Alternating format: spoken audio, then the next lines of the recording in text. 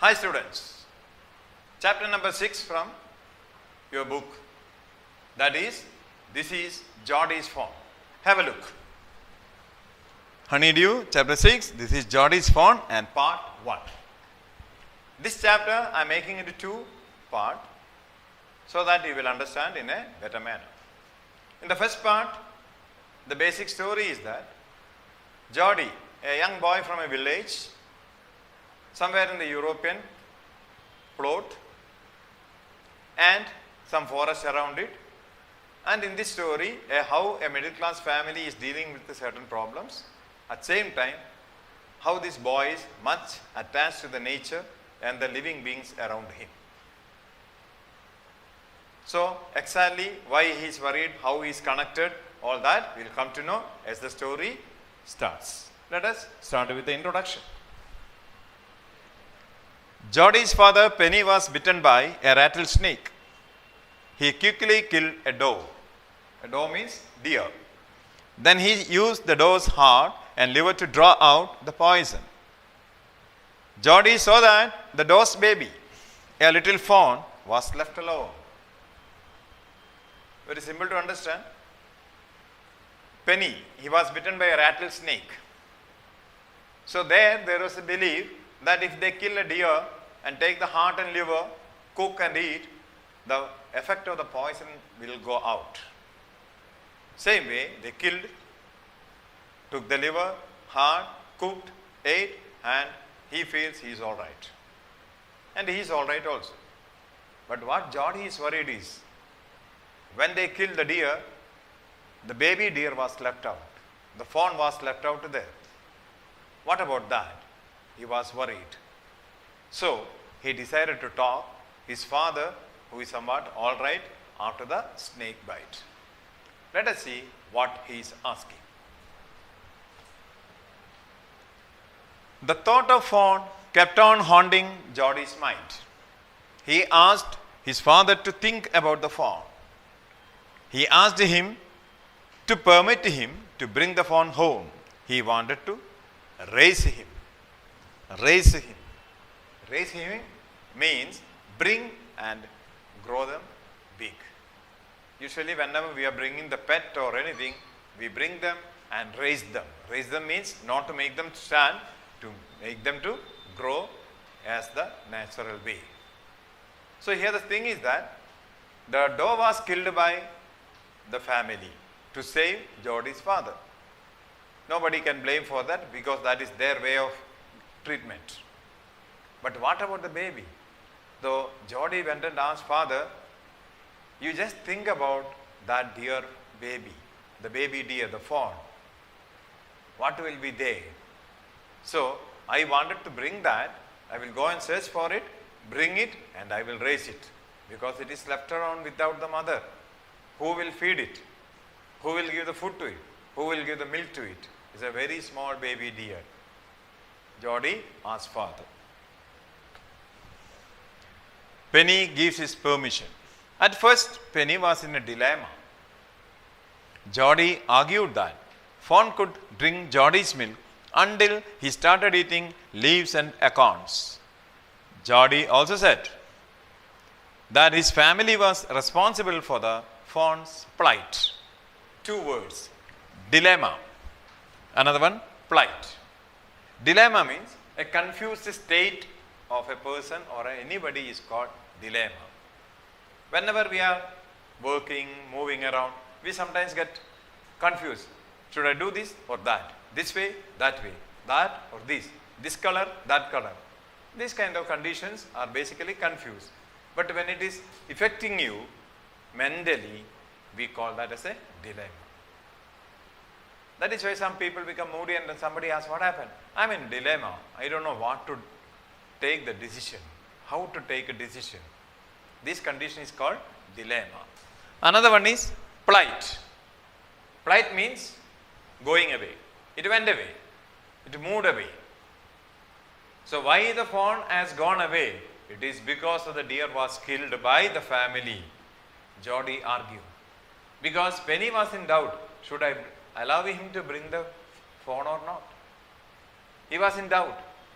Who will feed it? Who will give the milk? Where is the milk to give? Jody said, it is the duty of our family to look after that fawn because we killed his mother. And milk, what milk is offered to me, that milk I will give to fawn. But still, I wanted to grow it because we have done a wrong thing against the fawn. Killing the deer is okay according to Jody. Penny agreed that it would be ungrateful to leave the fawn to starve. So he gave Jody his permission. He asked him to tell his mother about it before going to bring the fawn in. So naturally, when Jody argued, what Penny did? Penny thought first and he said, yes, what you are telling is correct. It is ungrateful to leave the baby deer alone because we killed his mother. So he told, okay, you go and bring it. But before going, just tell your mother. A usual custom that is happening in any family. Jody talks to his mother. Jody came to the table and sat down very quietly. The mother was pouring coffee in the cups. She was taken aback when Jody talked of bringing the fawn home. Taken aback. What's the meaning of that? Taken aback is a phrase. Two words joining to give one meaning. Taken aback means shocked, or from her movement she has gone back.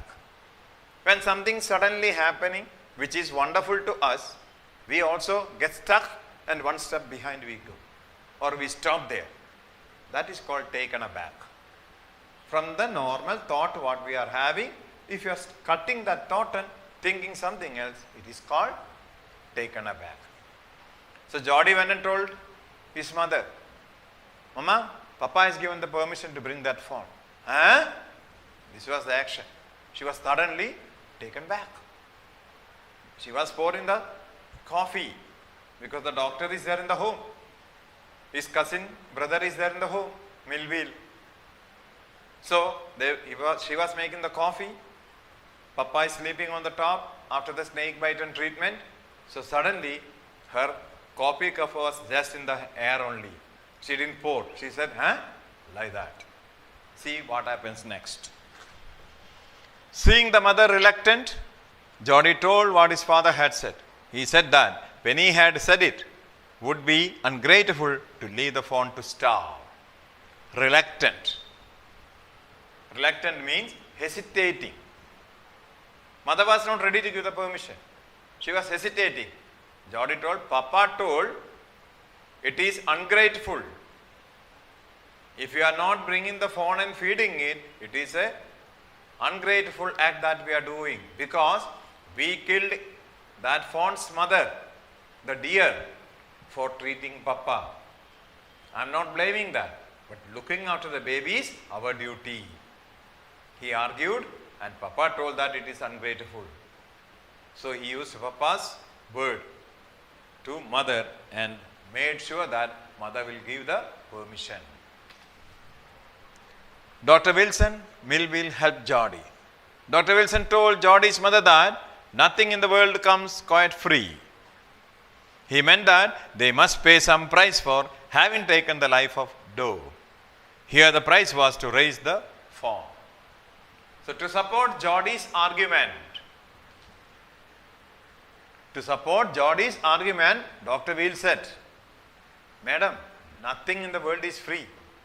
We killed a doe, it's okay. So it becomes our duty to look after the fawn. We must pay for it. So here your payment is that you must bring the fawn and raise them up. Who supported? Dr. Weil. Let us see what Millville is trying to say. Millville chipped in. He offered to take Jody on his horse to the forest. The mother felt helpless. She only told Jody that he could give the fawn his milk. She would not give him anything else to feed the fawn. So the mother took the last weapon, the last idea. Okay, bring it, but I have nothing to feed it. Food and all you have to take care. I don't have anything because we are not that rich or anything to feed a fawn again. Even the milk, what milk I am giving to you, you may have to give that milk to the baby deer. I cannot give anything else because we are not that much well versed. We are not in that condition. See a middle class family in a village area, even in Europe, how they are settling their life. So naturally, Jody agreed, yes, you are giving the milk, that I have grown up, I am not a small boy now, I can give that milk to the baby deer for some time. Jody goes with Millville. Millville mounted on his horse. He sat Jody behind on the horse. Jody assured his mother, Ma Baxter, that he would be back before dinner. Very simple. So as the argument is over, mother agreed with a certain condition of giving the milk and food. Millville said, get up, let us go in the horse. That shows they are not in the city. Somewhere in the village, some farmer or something. So he told, let us go in the horse, I will take you in the horse, we both will search the baby deer and bring it. Let us see what happens. Now Millville asked Jody how he knew that the fawn was a male. Jody said that these spots on the fawn were all in a line. This indicated that the fawn was a male. So, in between the talk, Jody was telling, we have to look after him. The baby deer, him is using. So, Millville was having doubt, how do you know that it is a male baby or a female baby? Jody said, my father used to say, you see lot of spots are there on the body of the deer. If they are shattered in all direction, it is a female one. But if they are in line, if the dots are in different parallel lines, it shows it is a male baby. My father used to say. And I saw the fawn yesterday and I was sure that the fawn is a male one. It's a male baby. That is why I used. So they started going towards the forest where they saw the deer and killed. So let us see what happens. Jody wants to be alone. Once in the forest, Jody wanted Millville to go back. There were two reasons. First, it was possible that Jody might not get the fawn, for the fawn might have died or be not found. This is something interesting. Till now everything is plain, clean. Now Jody is thinking, when I am finding the fawn, I should not be having another person with me. Let Millville go back. Reason. Two reasons he is telling. First reason is there in the slide. Once again I am reading for you. First, it was possible that Jody might not get the fawn, for the fawn might have died or be not found. First reason is that if I am searching, we both are searching and we are not finding, it becomes a sad disappointment for me.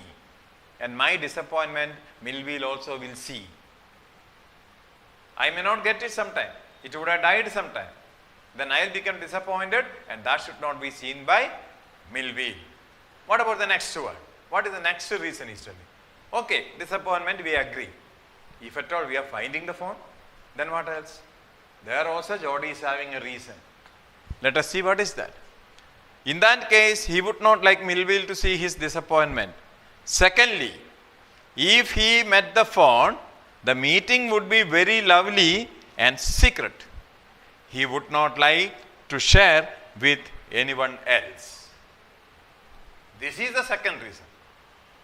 First reason is that if I don't find out or if the fawn is dead, I will become sad and my disappointment Millville should not see. Good. Second reason, if at all I am finding it, my meeting with the fawn should be personal. My happiness, my excitement should be a loving and a beautiful one. No one else should know it. Only I should be knowing how happy I will be to see that fawn. That happiness I don't want to share with others in the first time. Afterwards, let them see. But the first time when I am meeting, I will be excited. I will be very happy. That happiness also I don't want to share. So because of two reasons,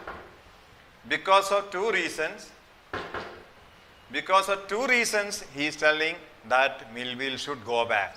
One, he should be satisfied when he is seeing, and that satisfaction, joy, he does not want to share.